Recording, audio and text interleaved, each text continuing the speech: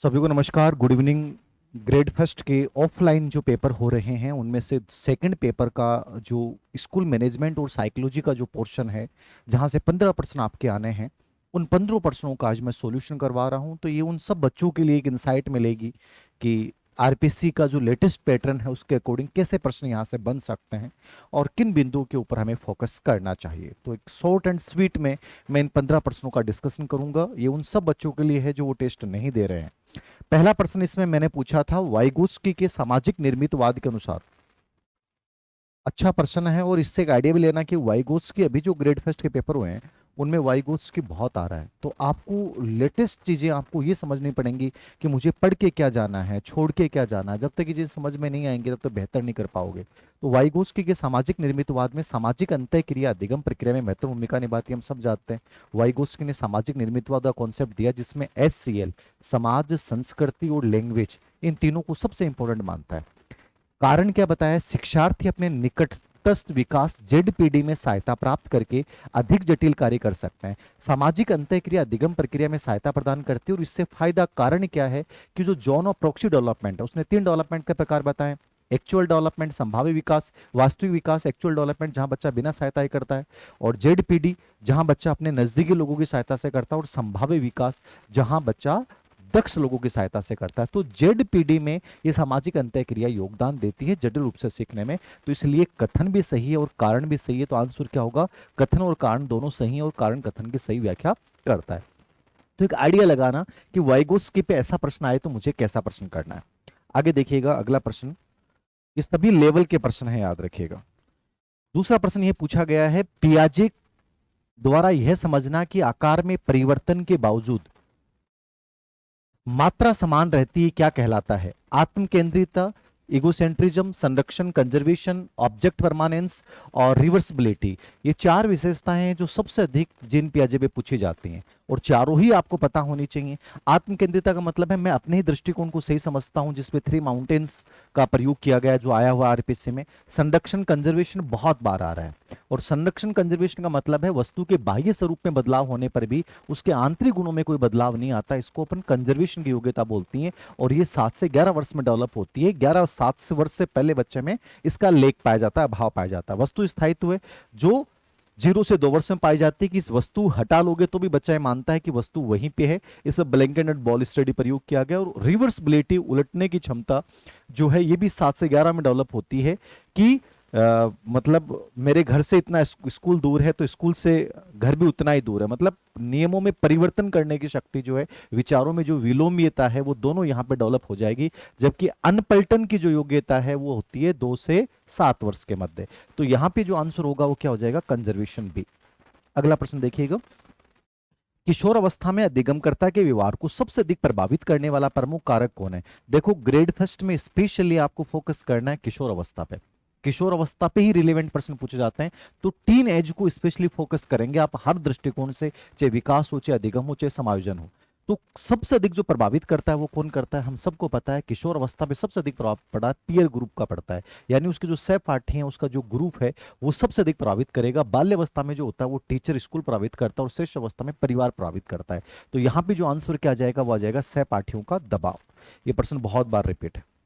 अगला प्रश्न देखिएगा, ईवी हरलोक के अनुसार सामाजिक विकास का अर्थ क्या है। बाल विकास जब भी आप पढ़ रहे हैं, ये मैंने क्रेश कोर्स वाले बच्चों को तो स्पेशली ये चीजें बताई हैं कि आपको कौन कौन चीजों पे फोकस करना है। मतलब लास्ट टाइम में मुझे 10 घंटे साइकोलॉजी पढ़नी है तो मैं 10 घंटों में क्या क्या पढ़ के जाऊं, ये मैंने क्रेश कोर्स में भी डिस्कस किया है, क्लास में भी मैं अमूमन बताता हूं कि ये चीजें बहुत इंपॉर्टेंट हैं।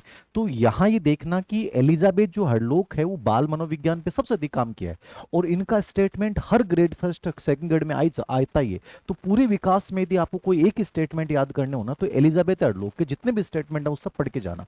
तो इनका स्टेटमेंट अभी जस्ट दोबारा 3 बार रिपीट है। सामाजिक विकास का अर्थ क्या है, तो सामाजिक विकास का अर्थ इन्होंने क्या बताया, सामाजिक संबंधों की परिपक्वता, मेच्योरिटी के संदर्भ में इन्होंने इस अर्थ को बताया। तो हर लोग के चाहे विकास के स्टेटमेंट हो, चाहे सामाजिक विकास के हो, जितने भी स्टेटमेंट इसने दिए वो सब मोस्ट इंपॉर्टेंट, चाहे इसका मानसिक विकास पे स्टेटमेंट हो, सब महत्वपूर्ण। किशोरों में अधिगम कौशल के विकास के लिए शिक्षक क्या कर सकता है। हमें लर्निंग स्किल डेवलप करने हैं, तो एज ए टीचर आप क्या करोगे। ये एक प्रकार से अप्लाइड प्रश्न है। ऐसा प्रश्न आता है तो आपका आंसर क्या होगा। आधिकारिक व्यवहार का प्रदर्शन, ये नेगेटिव होता है हमेशा। आपको कहीं भी किशोर अवस्था में व्यवहार के समय कभी भी मतलब डोमिनेंट नहीं बनना, आपको बच्चे को प्रधान मानना है। समझिए, डोमिनेंट पर्सन कभी आंसर देना ही नहीं है साइकोलॉजी में, हमेशा याद रखें। आवश्यकता के अनुसार समाधान प्रदान करना, अनुशासित वातावरण का निर्माण करना, अधिगम सिद्धांतों के पठन के लिए निर्देशन देना, अनुत्तरित प्रश्न। ठीक है, तो इसमें सबसे रचनात्मक आंसर क्या है? देखो, पॉजिटिविटी ही साइकोलॉजी में आपको बढ़त दिलाएगी। मैनेजमेंट हो जो साइकोलॉजी हो, ठीक है, जितना रचनात्मक आंसर दोगे उतना ही सही होगा। रचनात्मक आंसर है बच्चे की आवश्यकता के अनुसार समाधान प्रदान करना। यह अधिगम कौशल के विकास के लिए सबसे अच्छी स्ट्रेटेजी हो सकती है एज ए टीचर। ठीक है, अब इन्होंने क्या किया था, ये पेपर मेरे पास प्रूफ रीडिंग के भेजने के बाद भेजा, इसलिए इन्होंने एक ही प्रश्न को रिपीट कर दिया 66 नंबर पे। तो ये हमने बच्चों से भी बोला था कि अब टाइपराइटर होते हैं तो कर देते हैं, महान है वो लोग, ठीक है ना। और प्रूफ रीडिंग मेरे पास जब आई तब तक ये भेज दिया इन्होंने। तो इसकी जगह मैंने शिक्षा मनोविज्ञान जो आपका फर्स्ट टॉपिक है उसका 1% दिया था कि शिक्षण अधिगम परिस्थिति से संबंधित कौन सा तत्व है, नहीं है। क्योंकि शिक्षा मनोविज्ञान वाला जो टॉपिक है ना वो बहुत इंपॉर्टेंट है, और उसमें जो अवयव संबंधी बिंदु है और उसकी प्रकृति, उससे प्रश्न आता है। तो वो प्रश्न डाला था, अब इन्होंने कैसे मिस्टेक की है। सेम प्रश्न हो गया। अगला प्रश्न देखना, मानसिक रूप से स्वस्थ व्यक्ति की विशेषताएं। मेंटल हेल्थ पे एक प्रश्न आएगा आपके, ठीक है। तो मेंटल हेल्थ से जुड़े हुए व्यक्ति की विशेषता है, इसमें पॉजिटिव आंसर, शिक्षा में रुचि होती है, ठीक है। पढ़ाई में अरुचि नेगेटिव हो गया, त्रुटियों को स्वीकार करना पॉजिटिव है। लोकतांत्रिक मनोवृत्ति ठीक है, अधीरता नेगेटिव हो गया, गंभीर मुद्रा नेगेटिव है। पाठ्य उत्तर गतिविधियों में रुचि सही है, ध्यान मगनता सही है, जीवन लक्ष्यों में अस्पष्टता ये नेगेटिव हो गया। जिम्मेदारी का बोध सही है, विषय में निपुणता होती है, हास्य प्रियता होती है। इसमें तीनों जो ऑप्शन है वो तीनों पॉजिटिव है। बस यही याद रखना है कि एक ऑप्शन नेगेटिव होते आपको नहीं करना है। जहां भी रचनात्मकता सकारात्मकता होगी, चाहे तो सामाजिक व्यक्ति की विशेषता पूछ ले, चाहे मानसिक रूप से स्वस्थ व्यक्ति की विशेषता पूछ ले, इस टॉपिक पे यही प्रश्न आते हैं। विशेषताएं, परिभाषाएं, मानसिक स्वास्थ्य के उद्देश्य, बस इतना याद रखना। और बालक और शिक्षक के मानसिक स्वास्थ्य को प्रभावित करने वाले कार्य, 3-4 बिंदु पढ़ के जाना है आपको। अगला प्रश्न देखना, निम्नलिखित में से कौन सी समायोजन युक्ति व्यक्ति को अपनी भावनाओं को दूसरों पर थोपने से संबंधित है? ठीक है, एडजस्टमेंट के ऊपर जो प्रश्न आएंगे, या तो डिफेंस मैकेनिज्म जो सबसे इंपॉर्टेंट पार्ट है, या कुसमायोजन को ले जाने वाले कारक, या कुसमायोजन के लक्षण। पहला है दमन, रिप्रेशन में अपन चीजों को दबाते हैं। प्रक्षेपण में अपनी इच्छा को दूसरों पे डालते हैं। नाचने जाने आंगन टेढ़ा, असफल होने पे कहना कि टीचर ने अच्छा नहीं पढ़ाया, असफल होने पे कहना कि पेपर ऐसा आ गया था। मतलब बिना तार्किक बहाना जहां भी होगा ना, याद रखना, लॉजिकल चीज होगी वो तो होती है हमेशा युक्तिकरण, रेशनलाइजेशन, ठीक है। और बिना तार्किक के अपनी कमी को दूसरों पे डाल देते हैं, वो हमेशा क्या होता है, प्रोजेक्शन होता है। प्रतिगमन में अपन पीछे की ओर लौटते हैं, बच्चे के समान व्यवहार करते हैं। और विस्थापन, डिस्प्लेसमेंट में क्या करते हैं, अपने गुस्से को दूसरे पे उतारते हैं। तो यहां आंसर क्या हो जाएगा, बी, प्रक्षेपण, प्रोजेक्शन। फिर देखो मैनेजमेंट के प्रश्न है। आरटी सबसे इंपॉर्टेंट टॉपिक है स्कूल मैनेजमेंट के, जब आप पढ़ रहे हो आरटी 2009 को गजब तरीके से, और जो लेटेस्ट संशोधन है, हमने भी सेक्सी प्रियदर्शी वाली बुक तैयार कर रहे हैं, तो उसमें जितने भी लेटेस्ट है ना वो सब डाल रहे हैं हम, ताकि, क्योंकि सबसे इंपॉर्टेंट टॉपिक आरटी 2009, एनईपी 2020 से बहुत इंपॉर्टेंट टॉपिक है।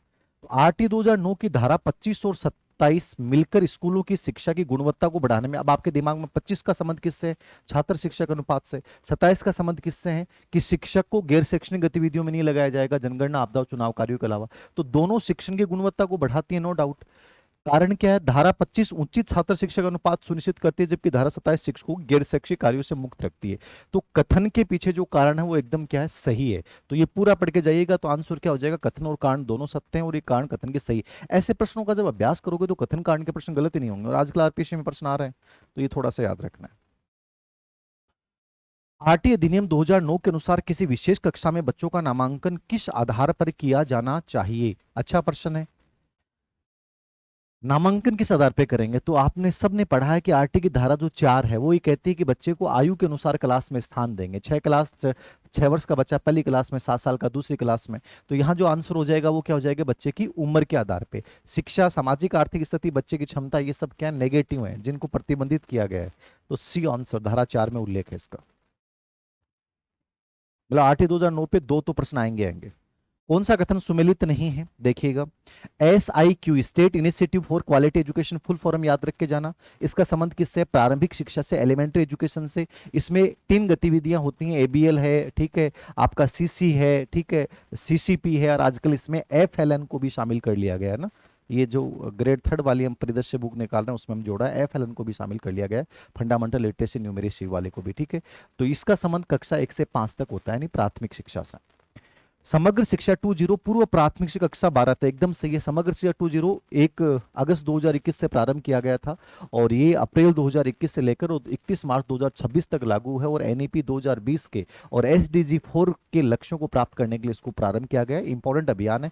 तो ये पूर्व प्राथमिक से लेकर और 12वीं तक की शिक्षा को कवर करता है। इस्माइल क्या, कोरोना काल में शिक्षकों के प्रशिक्षण के लिए प्रारंभ किया गया नवाचार। गलत है, शिक्षकों के प्रशिक्षण के लिए प्रारंभ किया गया नवाचार निष्ठा के नाम से है। इस्माइल जो है वो बच्चों की शिक्षा प्रदान करने के लिए राजस्थान सरकार द्वारा किया गया नवाचार था, जो इस्माइल 1, इस्माइल 2, इस्माइल 3 के नाम से प्रारंभ किया गया। ISC उच्च अध्ययन शिक्षण संस्थान, ये सही है एकदम से। ये अपने 2 हैं, बीकानेर और अजमेर, जो BEd MEd के कोर्स संचालित करती हैं और सेकंड ग्रेड और फर्स्ट ग्रेड के ट्रेनिंग आयोजित करती हैं। तो इसमें से C जो है वो गलत है, बाकी सब सही। राजस्थान राज्य पाठ्यपुस्तक मॉडल बोर्ड औपचारिक रूप से कब अस्तित्व में? इस प्रश्न को लेकर बड़ा कंफ्यूजन होता है बच्चों में, तो थोड़ा सा इसको समझिएगा। देखो, राजस्थान राज्य पाठ्यपुस्तक बोर्ड जो है वो 1973 के अधिनियम के तहत स्थापित किया गया था। इसका पंजीकरण जो हुआ था वो तो हुआ था 29 दिसंबर 1973 को, ये पंजीकरण हुआ था। लेकिन औपचारिक रूप से जो अस्तित्व, विधिवत रूप से अस्तित्व में आया था, वो 1 जनवरी 274 में हुआ था। इसके कार्य वे प्रश्न पूछ सकता है। इसका कार्य क्या है? तो 1 से लेकर 12वीं तक की पाठ्यपुस्तकों का मुद्रण करना, वितरण करना निःशुल्क रूप से, नो प्रॉफिट नो लॉस पे काम करना, कार्यालय झालाना डूंगरी जयपुर है। बस इसके अलावा ज्यादा प्रश्न पूछता ही नहीं है। तो डी आंसर। मतलब आप बहुत ज्यादा परेशान होने की, पैनिक होने की आवश्यकता नहीं है। आपको पता चलना चाहिए कि इस बिंदु में से मुझे कितनी चीजें पढ़नी है। आप बहुत कम चीजें पढ़ के भी अच्छी परफॉर्मेंस दे सकते हो। बस आपको ये पता चलना चाहिए कि मुझे यहां से ये लेना, अनावश्यक कचरा नहीं लेना। अगला प्रश्न था राजस्थान माध्यमिक शिक्षा बोर्ड के ऊपर। ये थोड़ा सा क्लियर नहीं है, मैं बोल देता हूं। राजस्थान माध्यमिक शिक्षा बोर्ड के बारे में, RBSC बोर्ड इंपॉर्टेंट बिंदु है। यदि बोर्ड के बारे में पढ़ेंगे, RSC RT और RBSC बोर्ड के बारे में कौन सा कथन गलत है? तो बोर्ड के सभी सदस्यों का कार्यकाल 3 वर्ष होता है, ठीक है। 3 वर्ष कार्यकाल होता है, एकदम सही है, याद है। सभी सदस्यों का कार्यकाल 3 वर्ष होता है, याद रखना। बोर्ड का मनोनीत अध्यक्ष क्या होता है? मनोनीत होता है। पहली बात, कई बार एग्जाम में आ गया। 3 वर्ष की अवधि के लिए होता है, लेकिन उसे पुनः 3 वर्ष के लिए मनोनीत दोबारा किया जा सकता है, याद रखना। ये मनोनीत होगा और 3 वर्ष के लिए होता है, फिर पुनः 3 वर्ष के लिए। शिक्षा निदेशक प्राथमिक और माध्यमिक शिक्षा राजस्थान बोर्ड के पदेन उपाध्यक्ष होते हैं, ये भी सही है। राजस्थान माध्यमिक शिक्षा बोर्ड का विस्तार अजमेर तक रहेगा, ये गलत है। अजमेर में इसका कार्यालय है, लेकिन विस्तार क्षेत्र राजस्थान, पूरे राजस्थान क्षेत्र में रहेगा, याद रखना। तो ये इंपॉर्टेंट है, ये डी गलत है, बाकी सब। ये वेबसाइट से उठाए गए प्रश्न है, तो आजकल क्या वेबसाइट से प्रश्न आते हैं, इसलिए थोड़ा सा इनको देख लीजिए। बाकी हम पेपर भी हम शेयर कर देंगे लास्ट में, अभी तो नहीं कर रहे। लूथर गुलिक के पोस्ट कोरब मॉडल के अनुसार विद्यालय प्रबंधन में रिपोर्टिंग का क्या महत्व है? यानी पहले टॉपिक में आपको स्पेशली लूथर गुलिक और हेनरी फ्योल पढ़ के जाना है, मोस्ट इंपॉर्टेंट यही है। और लूथर गुलिक का क्या है? पोस्ट कोरब सिद्धांत है, और इसकी फुल फॉर्म याद रखना, पूरी की पूरी पोस्ट कोरब का ये जो पूरा फार्मूला याद रखना। इसमें जो आपका R है उसका मतलब है रिपोर्टिंग, ठीक है। B का मतलब बजटिंग है ही, ठीक है। P का मतलब प्लानिंग होगा, ऑर्गेनाइजेशन होगा, स्टाफिंग हो गया, डायरेक्टिंग हो गया, कोऑर्डिनेशन हो गया। तो इसमें रिपोर्टिंग का काम क्या? तो रिपोर्टिंग क्या करता है? स्कूल की गतिविधियों और प्रगति की जानकारी, मतलब जितने भी आंकड़े आते हैं उनको अपडेट करता है, क्या प्रोग्रेस की, क्या नहीं की, कहाँ कमियां रही, उन सबको अपडेट करेगा। तो ये थोड़ा सा इनके बारे में हल्का सा पढ़ के जाना, चूंकि ये प्रश्न पूछा गया था, इसलिए मैंने ऐसा प्रश्न बनाया कि उसमें जो प्रश्न पूछा गया था वो C पे पूछा गया। तो मैंने इसलिए आपके दिमाग में रहे कि हमें एक बार हल्का सा एक लाइन इनके बारे में पढ़ के जाने। अंतिम प्रश्न है, विद्यालय संस्थागत योजना में निम्नलिखित में से कौन सा कदम सबसे पहले आता है? तो स्कूल प्लानिंग के अंतर्गत या तो पक्ष पूछेगा, भौतिक पक्ष में क्या आता है, शैक्षिक पक्ष में क्या आता है, सशैक्षिक पक्ष में क्या आता है, या विद्यालय संस्थागत योजना के चरण क्या होते हैं। 2 ही प्रश्न बनते हैं, बाकी प्रश्न नहीं बनता। तो विद्यालय संस्थागत योजना का क्रियान्वयन तो बाद में होता है। आवश्यकता और संसाधनों का मूल्यांकन, प्रगति की निगरानी, बजट आवंटन, मतलब सिंपल सी बात है, सबसे पहले प्लानिंग करते हो। और प्लानिंग में क्या आता है? आवश्यकता और संसाधन हमारे पास क्या है, उपलब्ध क्या है, और इनका बेहतरीन तरीके से प्रयोग कैसे करना है, ये जो आएगा वो सबसे पहले आएगा। तो बी ऑप्शन जो है वो यहाँ पे सही है। तो ये 15% है, एक प्रकार से आपको एक आइडिया देंगे कि हमें इस प्रकार से इन चीजों को करना है। कई बच्चों की डिमांड थी कि सर पूरा पेपर करवा दो, हम पूरा पेपर करवाएंगे, लेकिन तब तक क्योंकि यूट्यूब पे करवा देंगे तो उन बच्चों को ऐसा लगेगा जिन्होंने ये लिया है कि सर हमें सब कुछ करवा दिया, इसलिए लास्ट में हम इन चीजों को करवा देंगे एग्जाम से पहले। Okay, thank you very much.